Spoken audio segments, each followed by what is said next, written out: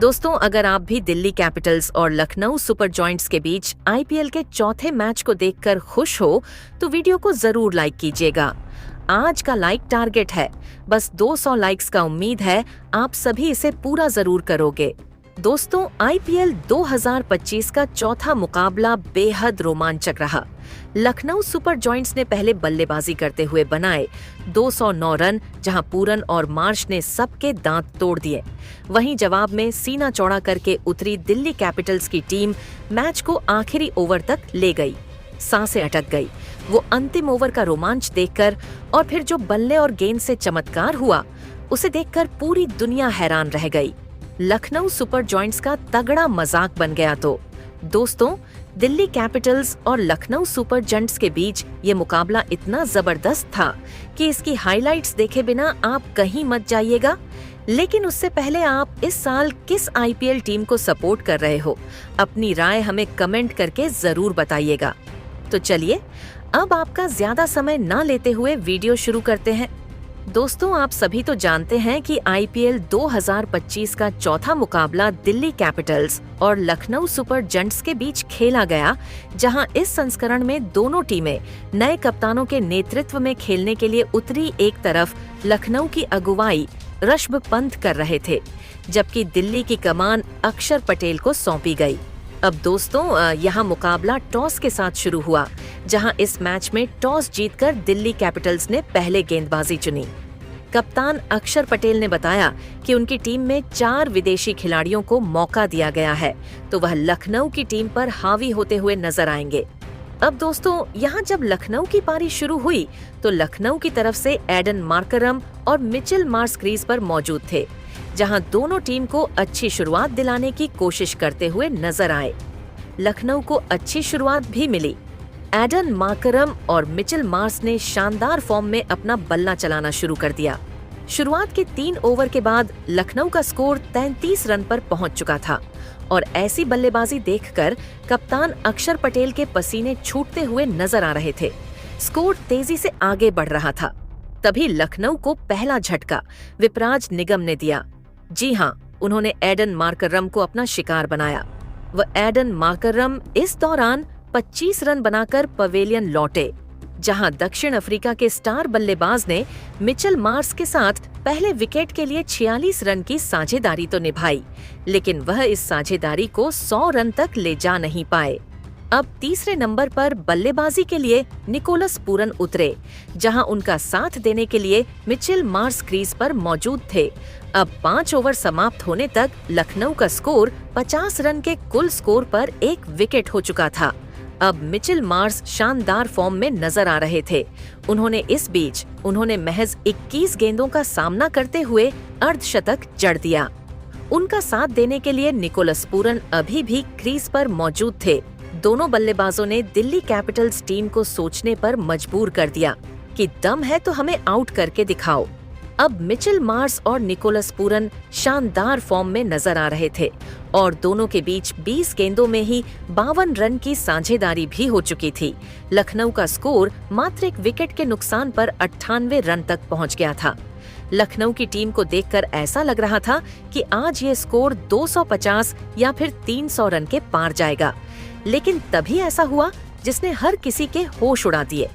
Lucknow super joints को दूसरा झटका मुकेश कुमार ने दिया। उन्होंने शानदार फॉर्म में नजर आ रहे मिचेल मार्श को अपना शिकार बनाया, और मिचेल मार्श 36 गेंदों में 62 रन बनाकर आउट हुए। और यह बड़ा झटका लखनऊ की टीम को थोड़ा सा बैकफुट पर धकेल कर चला गया, क्योंकि चौथे नंबर पर जब बल्लेबाजी के लिए कप्तान ऋषभ पंत उतरे तो उनका साथ देने के लिए अभी भी निकोलस पूरन क्रीज पर मौजूद थे। निकोलस पूरन ने 24 गेंदों पर ऋषभ पंत के साथ मिलकर अर्धशतक पूरा कर लिया, और मिचेल मार्श के बाद उनका ही शानदार फॉर्म नजर आ रहा था। हालांकि कप्तान ऋषभ पंत पहली ही गेंद से डगमगाते हुए नजर आ रहे थे। इस सत्र में अपना पहला मैच खेलने उतरे लखनऊ के कप्तान ऋषभ पंत आज के इस मुकाबले में अपना खाता खोले बिना ही पवेलियन लौट गए, और उन्हें कुलदीप यादव ने फफ डुप्लेसिस के हाथों कैच करवाया। और वह बतौर कप्तान 50वां T20 मैच खेलने के लिए तो उतरे थे, हालांकि वह कोई बड़ी पारी खेले बिना ही आउट हो गए, जिससे कि ऋषभ पंत के फैंस का दिल टूट गया। अब यहाँ ऋषभ पंत का विकेट गिर जाने के बाद निकोलस पूरन से उम्मीदें अभी भी लखनऊ की टीम ने लगा रखी थी। लखनऊ को अब निकोलस पूरन का सहारा मिल रहा था, लेकिन निकोलस पूरन के रूप में चौथा झटका मिचेल स्टार्क ने दिल्ली कैपिटल्स टीम को दिया। जी हाँ, उन्होंने निकोलस पूरन को अपना शिकार बनाया, जहां तीनों गिल्लियां उखाड़ फेंकी मिचेल स्टार्क ने। और इस बीच निकोलस पूरन 30 गेंदों में मात्र 75 रन बनाकर आउट हुए और इसी के साथ लखनऊ सुपर जॉइंट्स की टीम ने अपने 4 विकेट 159 रन पर गंवा दिए थे। अब यहाँ डेविड मिलर तो क्रीज पर मौजूद थे, लेकिन आयुष बदूनी बल्लेबाजी के लिए आए, जहां आयुष बदूनी का भी बल्ला चल नहीं पाया।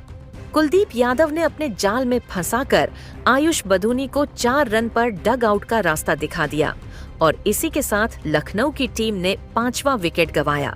अब दोस्तों, लखनऊ की उल्टी गिनती शुरू हो चुकी थी, क्योंकि एक के बाद एक विकेट गिरते चले जा रहे थे। शार्दुल ठाकुर 2 गेंदों में बिना खाता खोले ही अक्षर पटेल द्वारा रन आउट हो गए, तो शाहबाज अहमद ने भी मात्र 9 रन की पारी खेली, जिसका खामियाजा यह हुआ कि 7 विकेट 194 रन पर गिर चुके थे।